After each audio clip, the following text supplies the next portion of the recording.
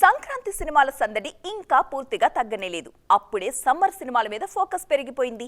మండు వేసవిలో ఎర్ర సముద్రం సాక్షిగా పలకరించడానికి రెడీ అవుతున్నారు దేవరా. ఇటు ఫ్యూచర్ ప్రభాస్ కల్కితో పలకరించడానికి రెడీ అవుతున్నారు. పురాణాల స్ఫూర్తితో తెరకెక్కుతున్న సైంటిఫిక్ థ్రిల్లర్ అంటూ కల్కి 2898 AD గురించి అద్భుతంగా అనౌన్స్ చేశారు మేకర్స్. ఇప్పటికే గ్లోబల్ గా మాసివ్ అట్రాక్షన్ తెచ్చుకుంది కల్కి.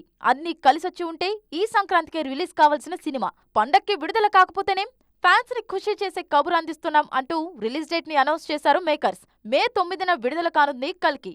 కల్కి సినిమా విడుదల తేదీని చూడగానే నాగ్ అశ్విన్ క్రియేట్ చేసిన visual wonder, emotional ride, Mahanati సినిమాను గుర్తు చేసుకుంటున్నారు ఆడియన్స్. కీర్తి సురేష్ కి నేషనల్ అవార్డు తెచ్చిపెట్టిన మహానటి సినిమా మే 9నే విడుదలైంది. వైజయంతి సంస్థలో జగదేక వీరుడు అతిలోక సుందరి సినిమాకున్న క్రేజ్ మామూలుది కాదు. చిరంజీవి, శ్రీదేవి జంటగా నటించిన ఆ సినిమా పేరు చెప్పగానే ఆడియన్స్ కి గూస్ బంప్స్ వస్తాయి. మే 9నే విడుదలైంది జగదేక వీరుడు అతిలోక సుందరి. మహేష్ నటించిన మహర్షి కూడా మే 9నే విడుదలైంది. ఈ సినిమాకు కూడా వైజయంతి సంస్థతో అనుబంధం ఉంది. వైజయంతి మూవీస్ కి మే 9వ తేదీ కలిసొచ్చిన డేట్. అందుకే ఫ్యూచరిస్టిక్ సినిమాగా తెరకెక్కుతున్న కల్కి 2898 AD మీద బోలెడన్ని హోప్స్ పెట్టుకున్నారు మేకర్స్.